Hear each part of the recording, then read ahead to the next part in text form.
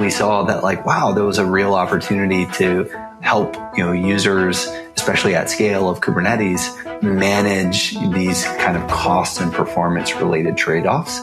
So we started talking to users, and one of the biggest pain points we saw right away was that it was actually really hard for users of Kubernetes to even monitor, cost effectively. You are listening to the Kubelist Podcast, a show interviewing project maintainers for CNCF Sandbox, incubating, and graduated projects. We'll discuss each project to understand where it came from and discuss the roadmap and plans to continue the project. Hi, I'm Marc Campbell. Together with Benjie to Groot, we publish the Kubelist weekly newsletter dedicated to Kubernetes and the CNCF ecosystem. I'm the founder and CTO at Replicated, where we enable cloud-native software vendors like HashiCorp, Puppet, Sneak, Harness, and many others to operationalize and scale the distribution of their modern on-prem software. Check us out at replicated.com. Benjie is the co-founder and CEO at Shipyard, where they enable software teams of all sizes to build, test, and deploy faster and more reliably via their Ephemeral Environment Management platform. Get started with Ephemeral Environments at shipyard.build. The Kubelist Podcast is brought to you by Heavybit, a program dedicated to helping startups take their developer products to market. For more information, visit heavybit.com. Finally, sign up for the Kubelist weekly newsletter and read previous issues at kubelist.com. On this episode of the Kubelist Podcast, Benjie and I had a great conversation with Webb Brown from Stackwatch. We wanted to chat about their open source project, Kubecost, which was submitted to the CNCF as a candidate for sandbox inclusion when we were recording. We start the conversation with Webb talking about his background and how he was managing infrastructure costs at Google, and then went on to discuss creating Kubecost and founding the company. The conversation then transitioned to creating Opencost, the coalition, and submitting that to the CNCF. We did dive a lot into the product of Kubecost, what it does, how it works, who might be good users for it, what the problem of cost allocation is, and really just came back and wrapped up with a conversation around working with the CNCF and contributing this back to the CNCF. Hi, and welcome back to the Kubelist Podcast. We have another great discussion today with Webb Brown, founder of Stackwatch and creator of Kubecost. We're going to talk about their open source product, Opencost. Welcome, Webb. Thank you so much, Marc. It's great to be here. Really appreciate you having me today. Awesome. And of course, Benjie's on too. Hey, Benjie. Hey, I'm here. Yeah, I'm here. I'm still here. Hi, Webb. Thanks for coming. Hey, Benjie. Thank you again. Really, really great to be here. Oh, I'm really excited about this one. It's our pleasure. I personally have been using Kubecost on some level for a few years now, so I'm really excited to dig into this one. Great. So let's get started here. Webb, just to help kind of kick stuff off, I'd love to hear a little bit about your background, your story, how did you get into the cloud native ecosystem, that type of stuff.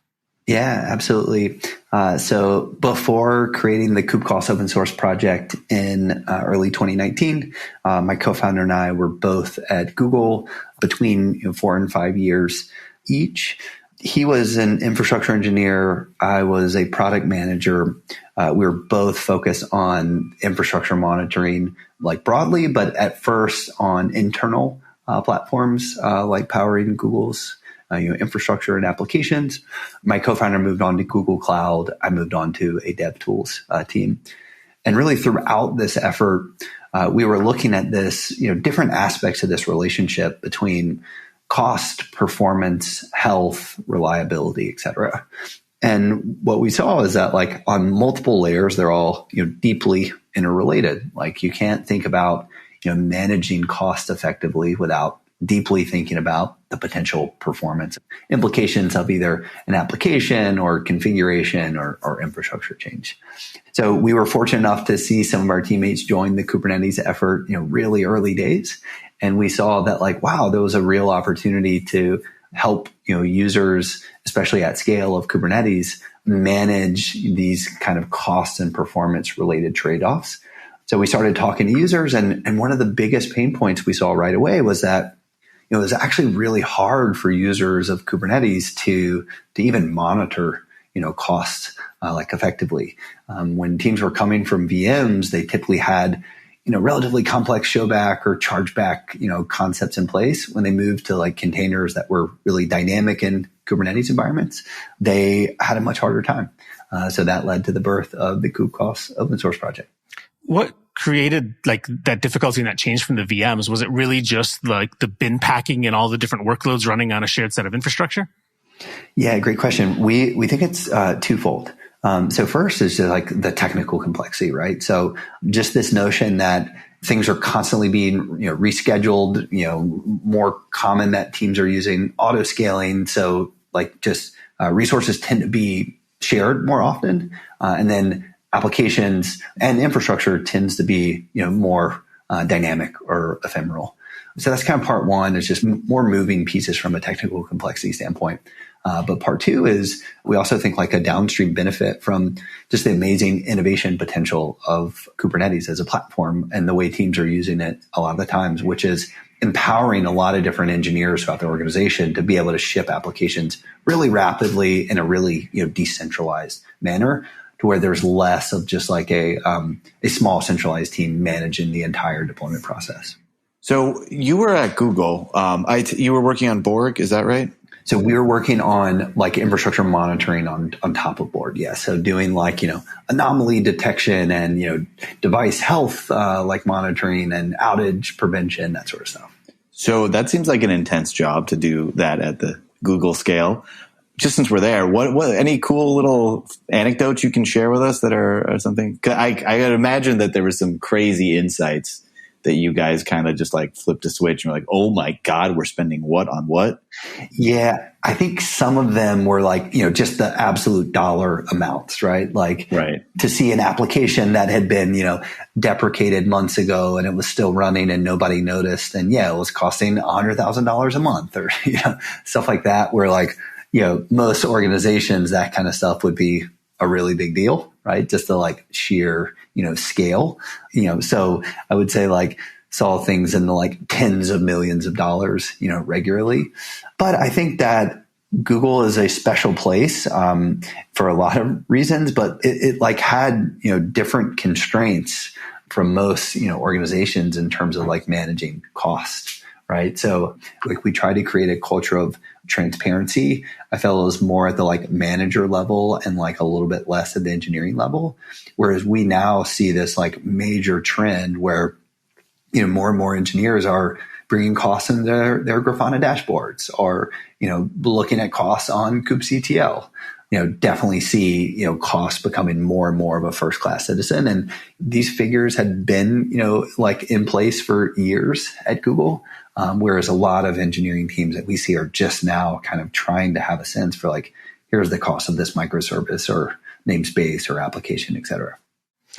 So before we go too much further, I'd love to like, if you can paint a timeline for us around like, you have this open source project, Kubecost. It's pretty popular. A lot of folks know about it. You have the startup, Stackwatch, and now you have an open source project, a different open source project coming out that's Kubecost. Can you tell us a little bit about how they're related and how you've kind of like gone through that process? Yeah, absolutely. So we started the Kubecost open source project the very beginning of 2019. We did that really just as like a personally or deeply interested in this like, problem space and helping users. We launched it with the hopes that it would lead to us, starting a company, but we weren't dead set on it, by any means. It was only when we, saw about 100 teams actively using it and we were able to kind of validate that we were truly like solving a real, business, or, technology problem.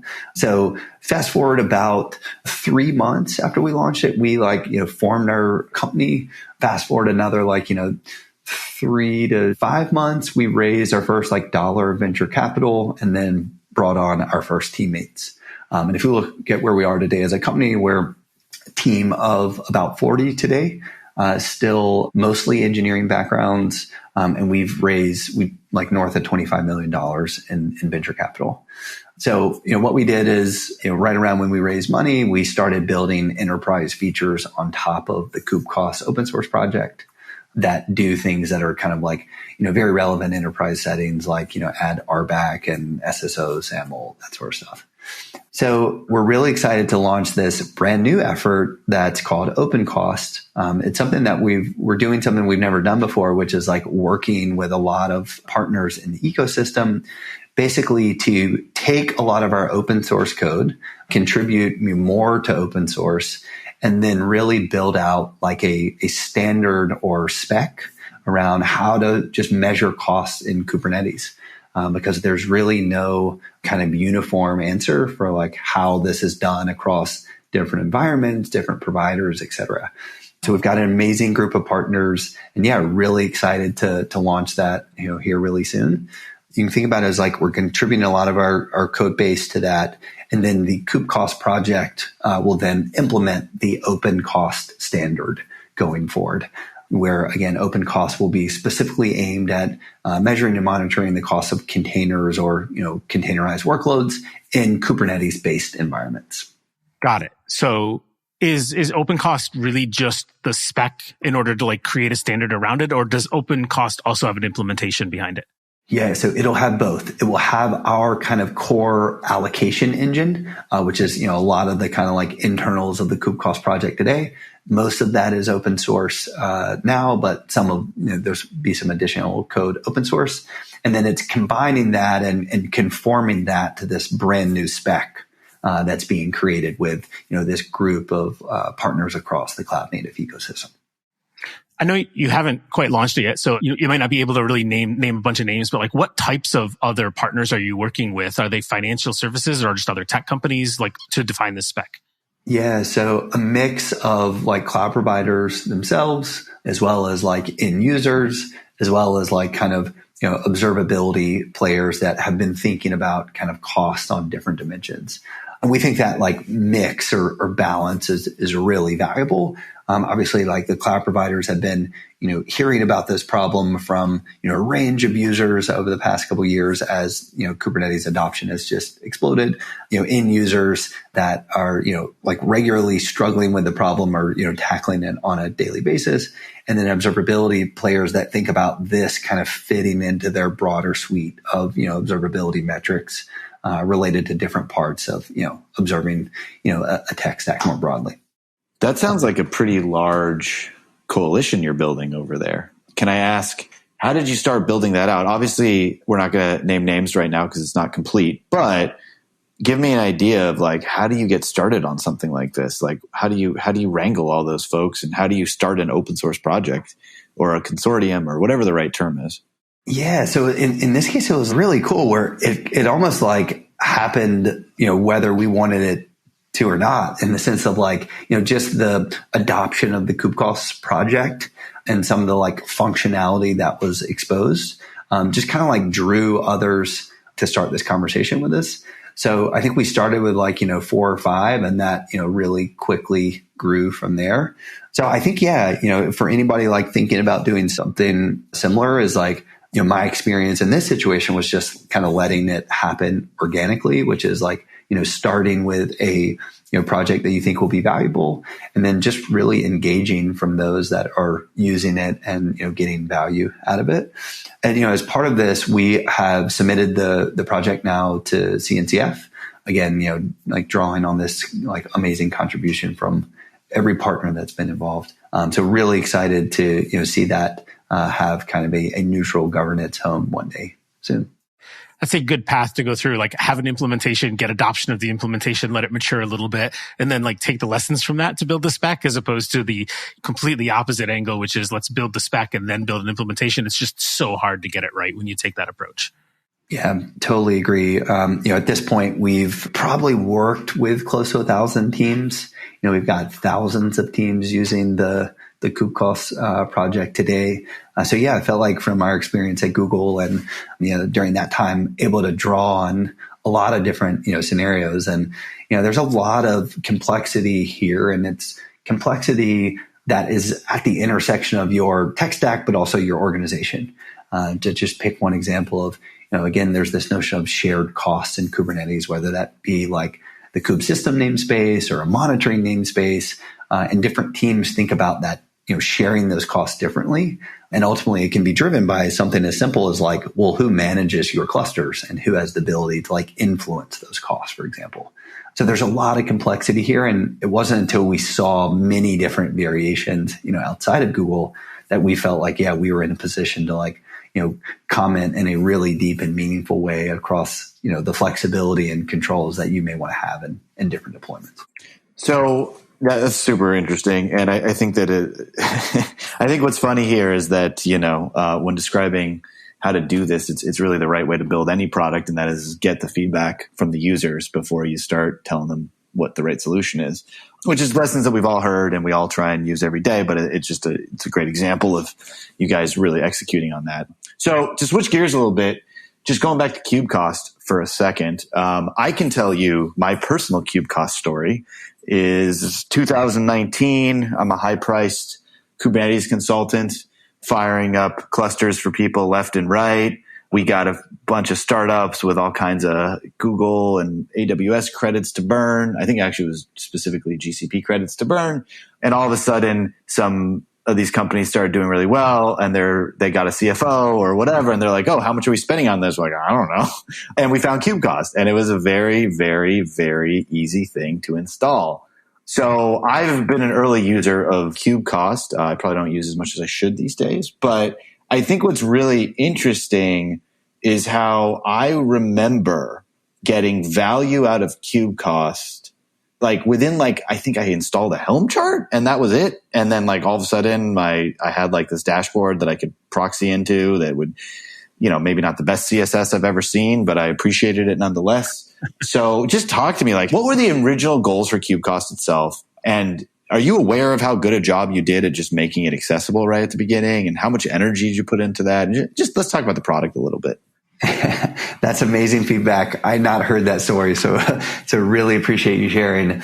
So I think there's a couple things that that highlights to me. First is that there's typically a scale, threshold where, teams, this starts to become relevant, right? And, maybe it's $50,000 a month, maybe it's $100,000, maybe it's, $500,000. But typically it's when, these dollar amounts start to get big enough to where, a CFO or somebody starts to be a little uncomfortable that they don't have, great visibility here.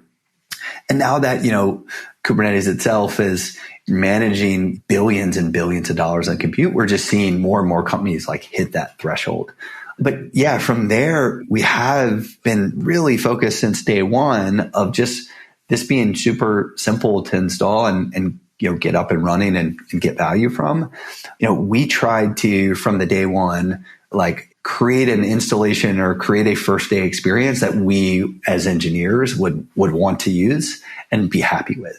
Right. And so that is, for most teams, I would say 90+% of teams, it's a Helm install that, depending on your provider and how long it takes to provision, or spin up, new pods, it could be seconds, it could be a couple minutes.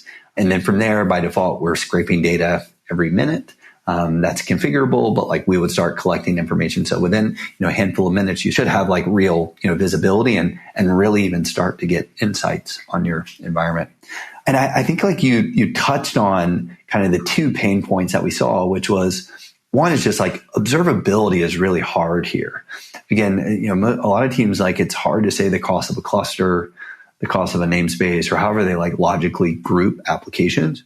But then, even, more importantly, you may say is that as a downstream effect of that is it's hard to be really efficient when you don't know the cost of different applications and, different environments. And so what we see is while the Kubecost application has a bunch of different insights on how you would optimize your infrastructure, your Kubernetes configuration, your applications, et cetera, we've seen time and time again, it's just the transparency and awareness leads to a bunch of improvements alone from, enabling just accountability, letting engineering teams manage their own resources, et cetera. So yeah, there's a lot of, thought that went into that day one. And again, we've just kind of refused to ever let that installation process become any more complex than, again, just a simple Helm install. Is there a size or scale where you see people, adopting Kubecost and having a lot of success, whether that's, $50,000 or $100,000 a month in Kubernetes spend that you mentioned, or maybe there's other criteria you grow large enough that you have a CFO, you have a team that's looking at this, or are you seeing, folks adopt Kubecost when they're even a lot smaller? Yeah, so the range is really big, and it's amazing. It's the range is big in terms of scale and industry, and so there's a lot of factors. I would say there's kind of two pieces that to me I see as kind of big picture trends. One is that if you're doing things in an environment that is like very dynamic and, like your peak, scale load is expensive, even if it doesn't persist for very long, that will have teams, kind of have, heightened sensitivity. And one example may be that like, for a very short period of time, you spin up a really expensive, cluster with a lot of GPUs to like do a bunch of, like really expensive training data. You typically wind that down, or scale that down quickly, but sometimes that doesn't always go as planned. And so, you may be planning to spend $50,000 a month, and sometimes you accidentally spend $250,000. So, those types of environments, I think, drive people to like start this type of, monitoring observability earlier. But then I would say like, around the like $500,000 a year, $1 million a year mark in that like, general range, a lot of teams start looking at this really closely. One thing we do whenever we start working with a team is we start with like just one number from an optimization perspective. And that would be looking at this notion of like cost efficiency, which is basically like of every dollar you're spending, in all of your environments, how much are you actually utilizing? And it's not uncommon for that to be like a single digit percentage when we start working with teams. And that most of the time is like majorly eye-opening for teams, right? Like, and typically at that threshold, it's like, yeah, you're talking about the potential to save, relatively quickly, multiple headcounts. And so that's typically a pretty good motivator for teams to say like, okay, we can, spend a little bit of engineering time starting to think about this problem. I mean, whoa, hold on. Give me that algorithm. So cost, meaning I've got 10 servers that are currently 10 nodes on my Kubernetes cluster. Yep. But I know by looking at my Prometheus that, the CPU utilization is at, let's say 5% on average over the month. Then according to that's basically saying that I'm basically have 95% too much capacity on any given day. Or that's the summary of that? Yeah. So let's, if you think about a cluster that has like, CPU and, let's say just, RAM and disk, right? We'd be doing that like cost weighted kind of utilization average that you just described across all those resources, right? And so just what you said, if CPU is like 99% of your costs and your average utilization over, some historical window is 5%, then yeah, that would like anchor you towards, a very low cost efficiency number. Then you get into discussion around like, okay, well, that's, your average utilization. What about like, peak or, P99, et cetera? And then you get into like these, just can be really intelligent approaches for like scaling up, based on demand or, shifting costs across, lower cost thresholds, whether that's different tiers of disk or, spot savings plans, et cetera. The Kubecost product today has about 16 different insights, the community version of Kubecost. And so there's a lot of different things that teams can think about configuring to like increase that number. So does it just give those insights and those learnings, or does it offer like very, very specific remediations or like suggestions, like switch to this instance type on your EKS node group or something like that? Yeah. So it would give both. So, to use that example, like, we would be looking at historical utilization across all of your applications. You can even provide context to say that like, hey, this is an HA application, so I want more resources and I'm comfortable with like a lower average utilization. So I can be very confident that I'm not going to be, CPU throttled when I have a burst. So would take all of that into account and then say, hey, given that you're in an EKS environment, run these like different bin packing algorithms. And here's a recommendation on like, a single, node pool like, setup and then, a more complex. So from there, actually, you now have the ability as of a very recent release to like, one click kind of accept those actions, whether that be like, right sizing a set of pods or the infrastructure itself. Okay. So cost efficiency is what you guys call that. That seems pretty darn powerful. I have to say, as a user of clouds for a very long time, I've always kind of felt like they kind of don't want us to know what we're doing. I won't ask you to comment on that, Webb, but I think we all kind of know that part of the model is we just throw it over a wall and have someone else worry about it. I'm just curious, has there been any weird pushback to this that you've seen? from developers being like, I don't want to know how much I'm spending or whatever? Like, is it always positive, or is there negative there? Or what are the lessons that you've learned there about when you're opening up people's eyes to this cost efficiency number? Because like, I'm sure that I know that we're guilty of it at Shipyard, but like, all of a sudden you go to a CFO and you're like, oh yeah, so it looks like you spent $100,000 last month and you only need to spend $7,000. That could be a tough pill to swallow. Just curious how you navigate those waters. Yeah, I'd say overall it's been incredibly positive. And I think, part of that probably stems from like, we were in those shoes, not long ago at the cloud providers, and kind of like, understand the perspective of like, at the end of the day, if it like negatively impacts the customer experience, in any way, shape or form, you do care about it. Right. But that being said, like if you look at the arc of kind of the cloud native journey, the last couple of years, most teams, were really, kind of getting started on their like production move to Kubernetes.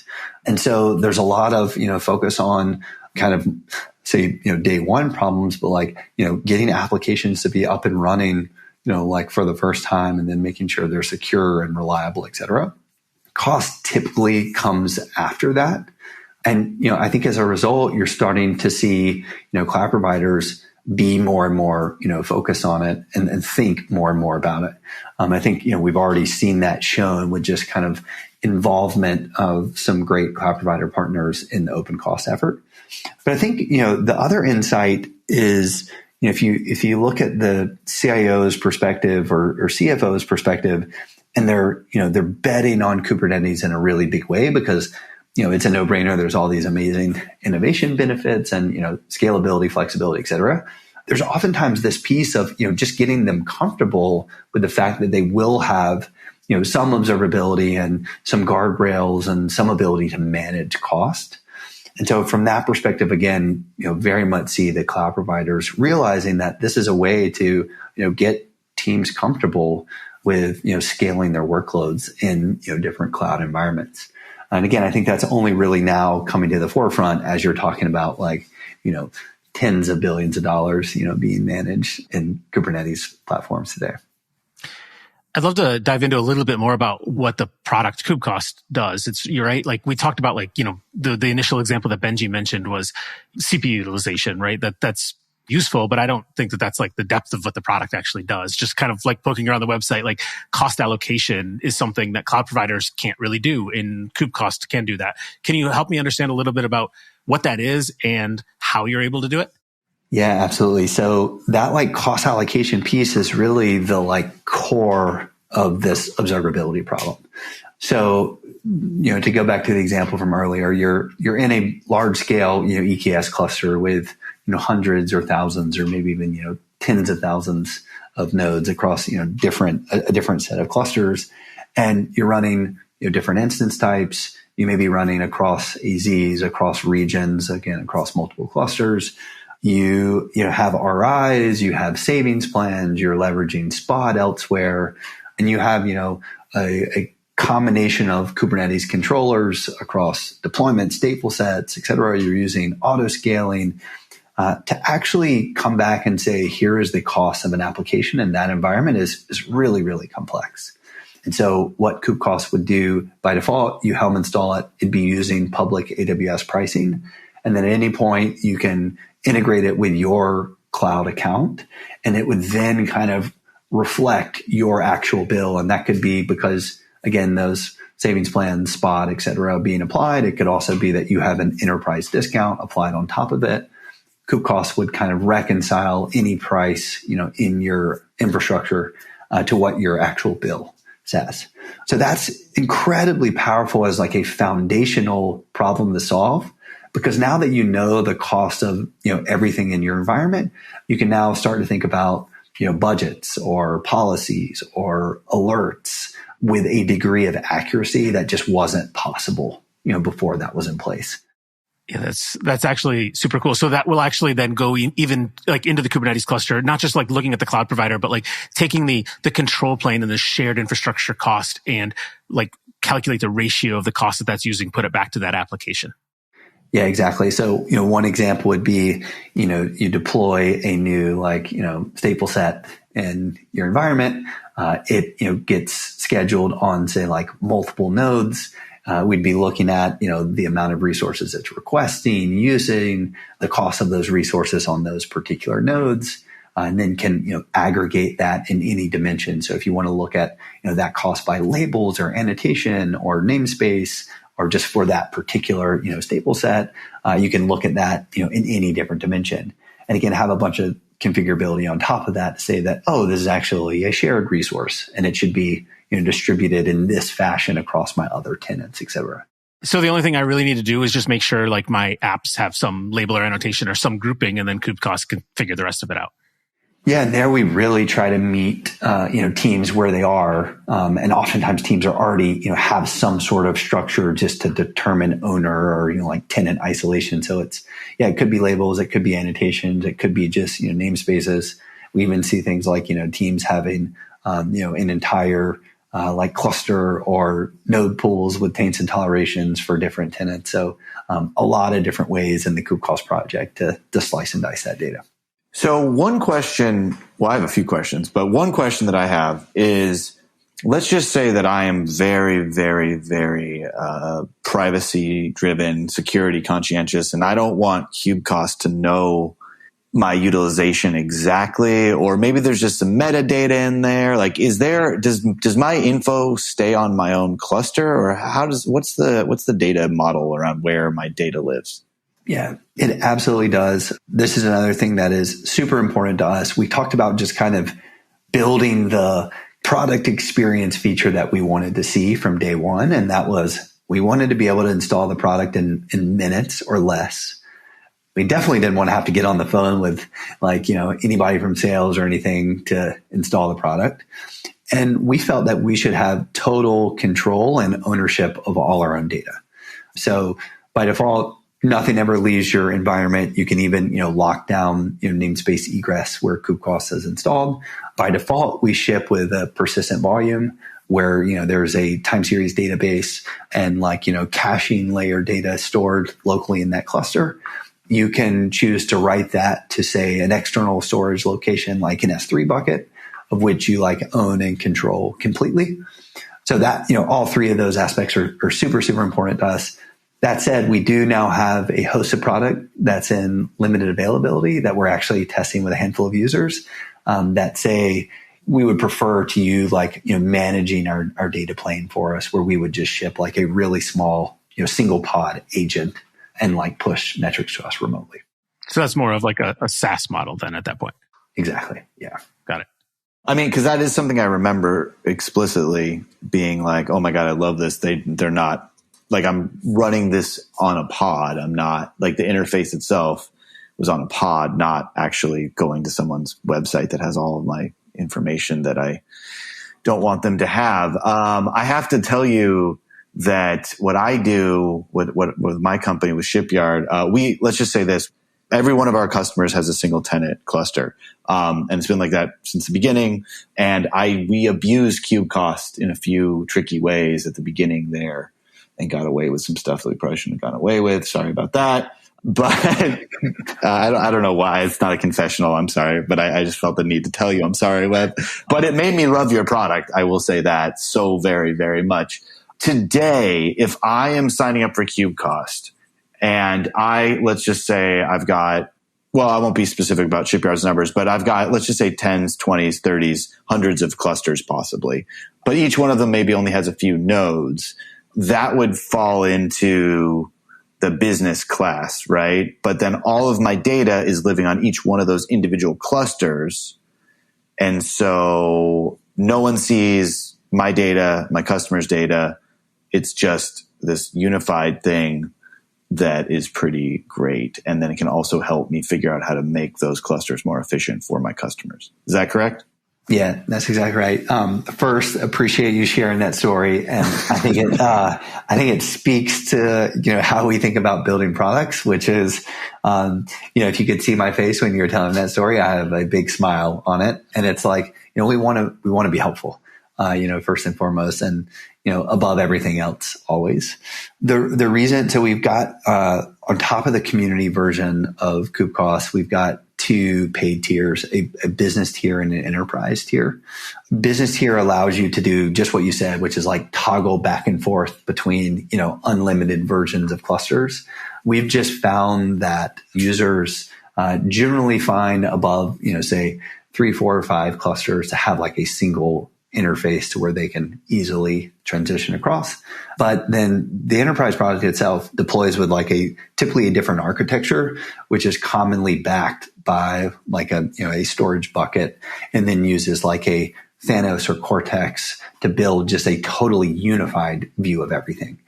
So then you can truly go and see, all the insights or optimizations that, Kubecost has, what's like the highest dollar impact. And that could be on, cluster number 47 out of, 120. It also allows you to say, what's the cost of this application across all of my clusters, all of my environments, and filter, across, say, dev prod staging, for example. So those are, two of the kind of key features that are unlocked with those, with kind of paid versions of Kubecost. Yeah. I mean, look, I remember the reason someone explained this to me when I was very early on in my career. The reason why it's really easy to crack Photoshop, or back in the day, or Word, or Maya 3D, or whatever these things were, is because the students get the cracked versions, they get good at using them, and then they go to enterprise and they pay for licenses. So I very much say that model worked, or is working a little bit with you guys. I'm not sure if anyone's supposed to say that out loud, but I just did. So what are you going to do? But yeah, no, I really appreciated, again, how I had the data on my cluster. I could abuse it, and it really brought a lot of value. So I think it's just super interesting the way that you guys started, and it was just. And I don't mean to kiss up too much. I sometimes kiss up to projects that I really like, but I really like this project. And it left a mark because of how open it was and how much I could just like get value out of it immediately. So I think a question that I would have for you is, so the next immediate step is Opencost, right? But what are you dying and itching to build next into Kubecost, the product itself? Yeah, a lot of stuff really building on top of Opencost. Now that we'll have this kind of, unified standard to think about costs in different dimensions. And I think we're just at the beginning of like interoperability or integrations and just really cool things we can do there. And to me, the like obvious example is like, we're going to have better transparency across like Grafana, Prometheus, and like other time series databases that speak PromQL. And again, we can increasingly say that like, here is a broadly community adopted kind of standard for how to measure the cost. I just view that like so many other really, really interesting approaches for then, managing cost or managing cost relative to, performance and these other trade-offs are going to start to emerge. And, I could see, some of those being part of the Opencost project. I could see a lot of them also just kind of being built on top of that Opencost project, or like integrating those metrics into other projects. So it's such an interesting time for me, in that I feel like we're about to begin this brand new chapter. And I feel like there's like 50 different directions and, integrations that I'd love to see. And I can't wait to see, like what comes first. And I really look forward to like us working with just people across the cloud native ecosystem, in addition to kind of some of the core functionality that I think we can build within the Kubecost product itself. Yeah, I mean, it's actually interesting you say that. I've been looking at cost optimizations a bunch for what we're doing, and a few companies have popped up, like Vantage, and then Ternary, I think, is the other one, and Cloud Zero. These are just SaaSes that I've seen while doing some research. They're more about monitoring the entire cost of the entire cloud. Whereas I think that it's really interesting that you guys are just really focused on the Kubernetes CNCF side of this world. But do you see a world where you guys all kind of work together, or do you kind of see that something that you would work on outside of a partnership or something like that? Yeah, I definitely think there's the possibility. We're of the mindset like we're going, like you said, kind of super deep in Kubernetes, and we want to be, the absolute best at helping teams kind of think about costs and kind of manage, costs. That's what, from our experience at Google, that's the biggest pain point that we saw was, during this move from VMs to containers.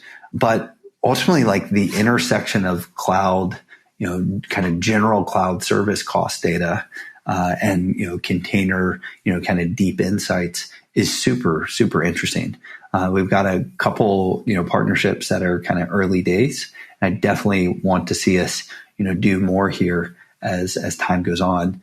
And I think, that can be now with the launch of Opencost, that could be, through the pure open source or through kind of, like enterprise Kubecost, which has some additional functionality on top of that. So it just feels like we're going to have more kind of options and, paths that go down for different collaboration like that. And I think it will be hugely beneficial. And again, I think there'll be a lot of teams that just start at the open source. And then we kind of see where the integration evolves to. Webb, I have a question kind of about the product again. Like we talked about the cloud optimizations and looking at the cost for the different cloud providers, but I think you also work with on-prem clusters. How far down that world do you go, right? There may be folks listening to this that, aren't running in AWS or GCP, but they're racking and stacking servers. They have a colo that they're running Kubernetes. Can you talk about how you're able to help manage that? Yeah, absolutely. So today, between 15 and 20% of Kubecost users have an on-prem component to their broader footprint. So we've got a bunch of customization and flexibility around bringing basically custom pricing sheets. So that can be determining an amortization schedule on all of your infrastructure, determining from there an hourly kind of operating costs for, say, nodes or resources within your infrastructure. And then from there, really build up all of the same insights that would be available, in a cloud environment. And again, that could be right-sizing applications, configuring Kubernetes, or looking at kind of bin packing efficiency, et cetera, down to the infrastructure level. And I would say, one thing we haven't, touched on yet, very explicitly, but a lot of teams with, on-prem footprint at scale, where they may have had some sort of chargeback model in place, pre-Kubernetes or pre-containers, that can be a really important component and, data source that they're able to, again, kind of get back to that accurate chargeback model, so that different tenants can, again, kind of really take ownership and accountability of, resources that they're consuming across, maybe not just their on-prem environment, but maybe on-prem plus cloud in a single pane of glass. Yeah, that's cool. I mean, Kubernetes really does become, the modern cloud provider, I guess, if you will. So you handling that integration from Kubernetes into the underlying infrastructure really allows me, a user of Kubecost, be able to say, it doesn't really matter where I'm running this infrastructure. I get the same reports, the same data, the same information. Yeah. That's exactly right. That, and again, if we kind of go back to some of those core tenets early on, we kind of drew a line in the sand. And at the time, I think it first started with 1.11, but we basically said anywhere that, the Kubernetes API is fully supported, above, 1.11, we will support you with Kubecost. Now we may not have the deep, billing API integrations in, a cloud provider that we haven't, integrated with, but, we would work with teams to bring their own pricing sheets if they're really interested. And then two, we now have a number of providers that are on the roadmap for Opencost where we want to go do those deep integrations, again, like we have for AWS, GCP, and Azure today, where we would support enterprise discounts and all the complexities of, kind of modern, at scale, enterprise agreements with cloud providers. Got it. I want to just go back for 1 second because I think that, I don't know if we talked about this and I just want it to be clear. So when I do my Helm install, Kubecost, what is actually installing? You said it was a restricted namespace potentially and all that stuff, but I just think it would be good for people that, obviously I'm basically a walking commercial for Kubecost, but I think it would be good for you to just explain what's actually installed on my cluster all the way. Yeah. So, first, tons of, kind of modularity and flexibility. But at the core, is two like kind of required components and the only required components. One is like the core Kubecost pod itself. So it is what is collecting, all this telemetry. It is what's kind of generating the insights, et cetera. It has that core allocation, engine that we talked about. And then it is tightly coupled with just a time series database. We by default ship with a Prometheus server, but that can be swapped out with, time series database that speaks PromQL of your choice. And then, optional modules, we can ship a node exporter to where you get machine level metrics that unlocks a couple extra like insights, and then a Grafana like set of dashboards. This is more, it kind of supplements the core Kubecost project, but it also is meant to just kind of be a reference implementation for teams that want to bring cost metrics to their, Grafana dashboards. So really it's those two core, the Kubecost pod and Prometheus, but then a couple other extra optional, add-ons like the one I mentioned, and then also a notion of like network, cost monitoring as well. That's a totally optional add-on. And what exactly is it using to get these stats? It's using the Kubernetes API, I take it, but tell me how that works a little bit. Yeah, so talking directly to Kubernetes API, looking at cAdvisor data, if you do enable like, network module, looking at either like, a kernel module or Ebpf, then also talking to cloud provider, billing data if you're cloud environment. So a range of data sources, but again, all of that's kind of done, all that processing and ingestion is done directly in the cluster and kind of stays in that environment. Cool. Wait, so the Ebpf thing, is that a new thing, or was that there a long time ago? It is a relatively new thing, and that's that optional add-on where basically I think it's really interesting, as an engineer, but like we build a map of your entire Kubernetes environment, and from there we can say intelligent things about like, cloud egress versus, cross region egress, et cetera. And we can then come back and allocate that to individual pods or services so that, if and when you did get a large, network traffic, gateway bill, et cetera, you can actually allocate those costs back to like the core Kubernetes tenant that, generated, said traffic. No, that's really cool. I for those that listen to the podcast or read the newsletter, everyone knows that I think SBOM and Ebpfs are the future. So I am always happy to hype that a little bit more. That node module, that's just a daemon set I throw on, or ultimately it's a daemon set that I'm putting on each one of my nodes that I want to have that on for, correct? Yep, exactly. And it's like a single Helm flag. If you just like, Helm install or Helm upgrade, it would deploy that daemon set. And then, you would just start seeing, network, metrics in Kubecost and, different insights at different levels, whether that's, seeing costs of egress by namespace or label or pod, et cetera, et cetera. You mentioned earlier that, once you formed the company Stackwatch around it, you started building some enterprise functionality. Is that separate like binaries that I'm actually running, or is it just handled through licensing? So you think about two different like images that we build today is first is kind of pure open source, and then everything else is managed via licensing. And so our view is like, we want to, one, make it really easy for teams to like try, paid features if they are interested in those. And then two is if you were to upgrade to say enterprise Kubecost, we want to make it like a super smooth transition. So you can just, drop a key in and unlock those like other kind of RBAC, SAML, et cetera, enterprise features. I'm always curious, like, so when you have that functionality, but it's, behind an entitlement that somebody has to have a license for, are you just delivering it in the open source repo, or are you managing that and keeping that code proprietary, the implementation of that functionality proprietary? It's a mix, but some of those enterprise features today are in a private repo. Yeah. Got it. Cool. I want to transition, up to the creation of Kubecost now. And you talked for a little bit about, earlier what that was and kind of that you got to build the Kubecost project. I'm curious, was there one event? Can you pinpoint one thing where you were like, yeah, now it's actually time to try to create this consortium and actually create this spec and go through this process? Yeah, I think it was, really kind of twofold.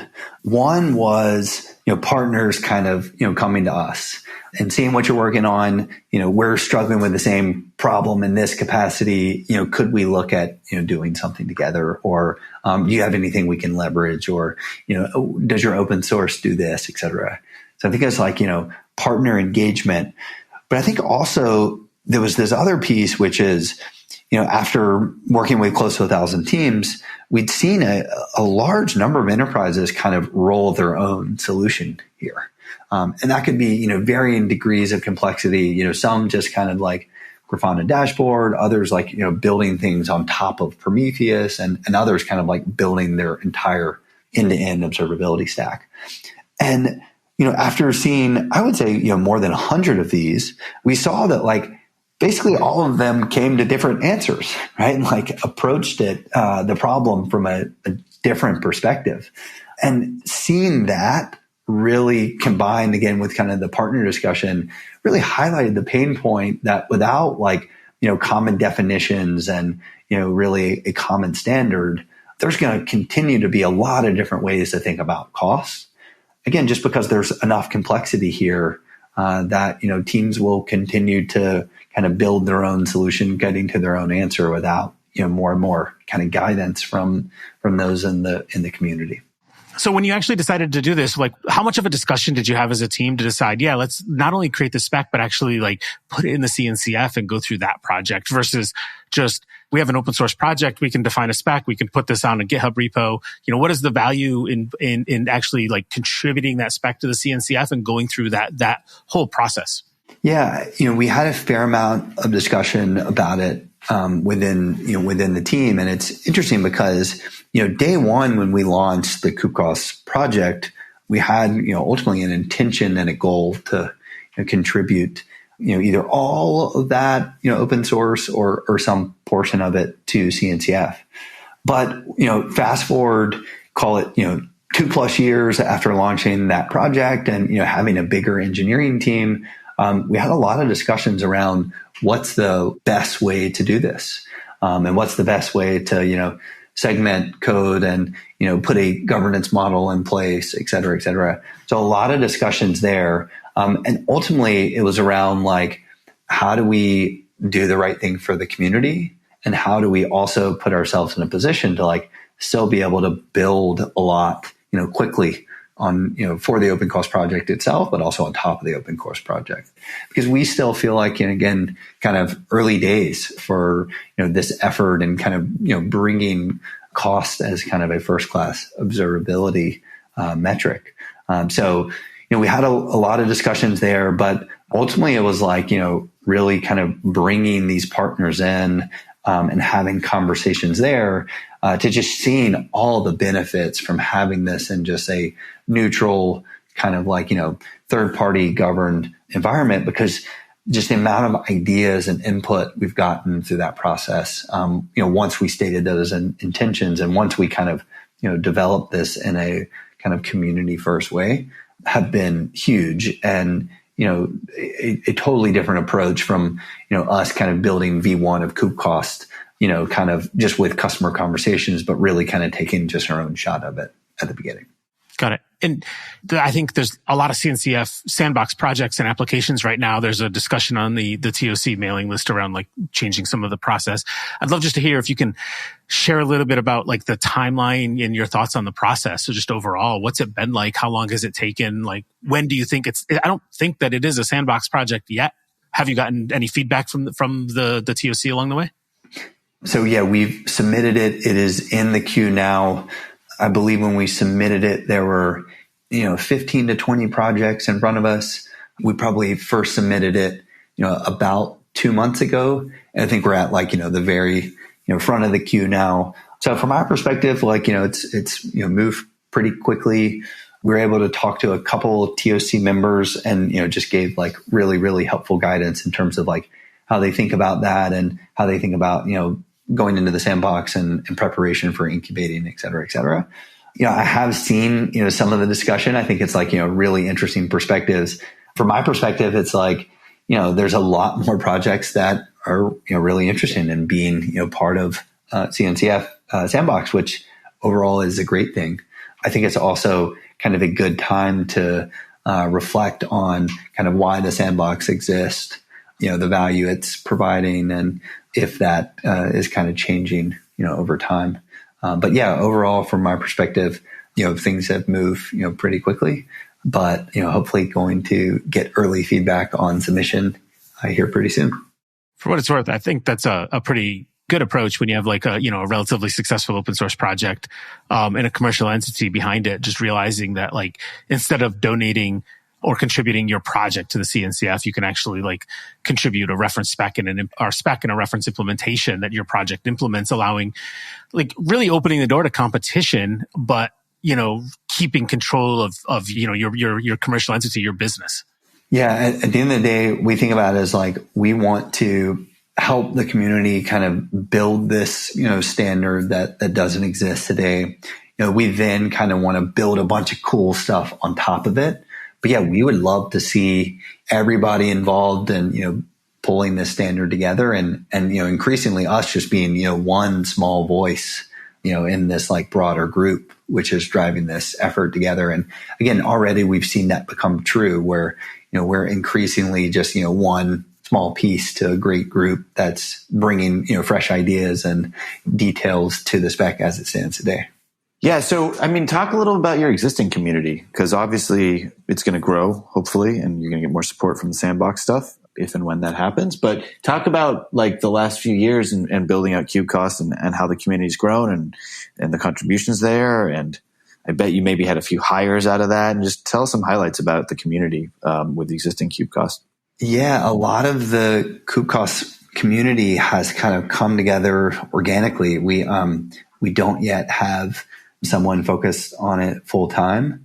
So we are, it's like our engineers are in there. We're, there and talk directly to users as like, founders or creators of the project, and it really goes back to us just trying to create a Slack workspace at first, that's like welcoming, and you can come and ask, Kubecost projects. You can come and ask, Kubernetes or general optimization, questions.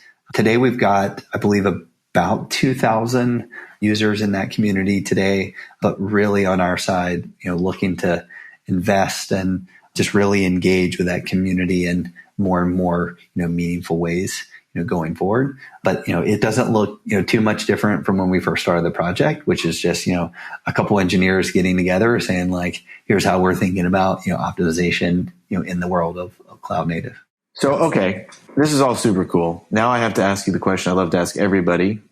What is the weirdest, coolest, oddest, and there can be a few of these examples of Kubernetes installed doing really weird workloads that you did not expect to see? I feel like you probably got to have seen some pretty cool random things with your work so far. So do you have any fun anecdotes around that? So many cool things, unintentional and intentional. One that I like to share that I'm really proud of is, and it was, not like an intentional deployment of Kubernetes by any means, but we have now caught multiple Bitcoin miners with the Kubecost project. And so, we talked a little bit about it earlier, but like in both of those cases, our network module was deployed. Specific namespaces or services were both consuming meaningful amounts of CPU and then egressing data when they should not have been. And, the maintainers of those clusters went and investigated and found malware in the form of Bitcoin miners. So that was not something we necessarily designed, Kubecost for day one, but it made us really, really proud that we were able to help, stem those attacks and, consumption of resources that were unwanted. Yeah, that's a fun one. Another question I have for you that's a little bit going back. I would love to know, I'm biased, but do you have any rough ballpark on like how much people leave pre-production infrastructure on and like what the costs are there? Like this is a number that I need to figure out for my own personal stuff over here, but I'm just curious if you have any insights on that, because I've heard some astronomical stuff. I have personal experience, obviously, helping people reduce their pre-production environment costs, but I'm just curious if you have any thoughts on that.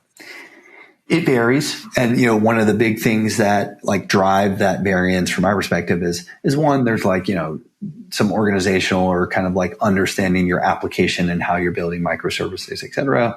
But two is like, how do you provision and kind of like isolate different developer environments? And some are, giving namespaces per developer. Some are giving clusters. Some are giving, virtual namespaces, et cetera. So depending on how you're doing that can like very heavily impact it. Obviously there's like, a lot of other things, but that is, one big factor. But we regularly see it at like, 15 to 20% of like total compute spend when you give a lot of freedom to developers. But yeah, like you were saying, is that can be, typically reduced by 50+% pretty quickly. We work with teams to kind of think through the trade-offs of, obviously you want, your engineers to be able to move really quickly. And if they need a fresh environment to like, test some, new service you're building, that can be really important. But also you want to make sure that, you're not, totally shooting yourself in the foot from like a cost standpoint while doing that. Right. And then building out. So, okay, now we're going into real shipyard territory here, but have you seen people building out cost controls, like built out of your alerts and stuff like that? Or like, so as an example, like, I think something that I very much am an advocate for is ephemeral environments. And so on every pull request, you get an environment that's fully encapsulated, yada, yada, yada. But the cleanup of those environments is something that doesn't always happen. Yeah. And also the length of them living doesn't always happen. Are people using Kubecost? Because I know there's some alerting syntax to actually bake that into their existing bespoke DevOps pipelines, or like, are you seeing anything there? Yeah, this is where we feel like interoperability and just like an open API and open set of standards is so cool and powerful. And we've seen a number of things. One example would be like, we actually had a user build a Spinnaker like integration of Kubecost where, it would basically, as part of your deployment pipeline, would look at cost, efficiency of costs, et cetera, and could take action for you. And that could be, like block a deployment, for example. But then also have seen teams take exactly what you just said, which is like these alerts and, firing to a webhook and then taking some action where action could be, pausing, workloads in a namespace or, notifying an owner that they would be paused in, some certain amount of time, and including like, just right sizing those workloads, on their behalf. So what we try to do in general is create these like just really flexible, APIs and insights. And we'll, have more and more kind of the ability to take action with our product. But yeah, also see teams, kind of navigating this and building really cool stuff on their own. Yeah, my mind races when you start talking about that. And a little preview for Kubelist listeners. We're going to try and get Justin Garrison of Carpenter fame on here and talk about that stuff. But are there any cool integrations with like the autoscalers of the world that Spinnaker thing is great. Any projects I could go look at and just be like, whoa, here's someone using this cool open source thing with this other cool open source thing to shape their cluster and get costs down. Is there any project like that you can point to or not quite yet? Yeah. So a couple of things. One is there is now a couple blog posts on the like Spinnaker piece.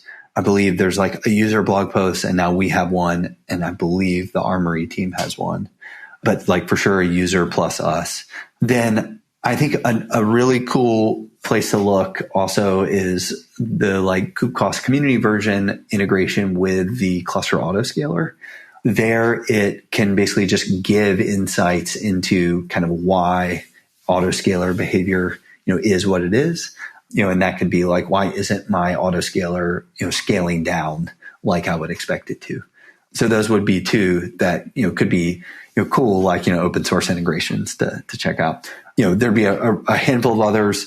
One would be just like, Kubecost and Prometheus, where like basically all of these, metrics that we've talked about from like the core allocation engine are all written back to like, a time series database of your choice, which by default is Prometheus. And so from there, right, can take it and do like Grafana alerts, alert manager, custom rules, that sort of stuff. Now, I know you said that there's a release coming out. We're recording this before the release, obviously, and we're actually recording this before KubeCon, right before KubeCon. Do you want to give us any details on that release that's coming out and what we should look out for, how we can contribute and keep an eye on it? Yeah, so within a week after KubeCon EU, expect an announcement around this brand new Opencost effort. We are super excited about it. Again, this is our first thing that we've built with a handful of partners in the community, and we look at it as the beginning of this new chapter of really taking our code and implementation, combine it with this spec, and putting it in a kind of neutral home where others can drive the roadmap forward with us in a really big way. Super cool. All right, well, Webb, there's a lot of really awesome stuff. We all know that I'm a big fan of Cubecost. Really appreciate you coming on, and we'll be taking a pretty big look at Opencost and figuring out how we can use that on our own projects and across the CNCF. So thanks again. Thank you guys so much. Really enjoyed the discussion. Thanks so much for having me. Thanks, Webb. That's all we have time for today. If you're the maintainer of a CNCF project and would like to be a guest on this show, head over to Kubelist.com. To learn more about Heavybit, visit Heavybit.com to check out the library. It's packed with amazing talks and content on sales, marketing, product, and more for founders of developer tools companies. And this podcast is brought to you by my company, Replicated, where we enable cloud-native software vendors to operationalize and scale the distribution of their modern on-prem software to their largest enterprise customers. Check us out at Replicated.com.